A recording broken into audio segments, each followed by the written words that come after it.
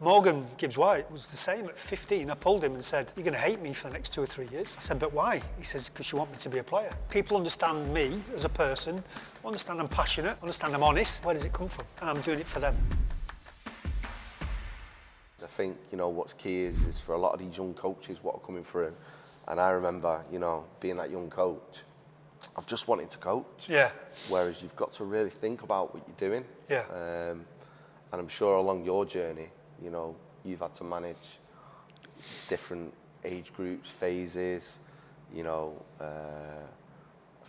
I'm sure managing or dealing with managers, you've probably had to have some tough conversations.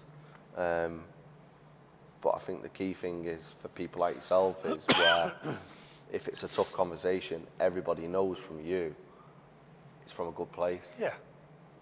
Because of your experience. I think sometimes difficult conversations are the most important ones in your career, because somebody's telling you the truth. And I always said to somebody, I've always said it, if I'm suddenly going to get sacked in a year's time and somebody comes up to me and says, it's because your communication weren't very good, I think it's within my mind, so why didn't you tell me?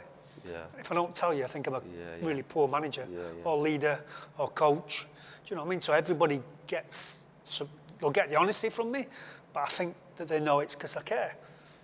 As a start, I like to tell Morgan Gibbs-White was the same at 15. I pulled him and said, you're going to hate me for the next 2 or 3 years.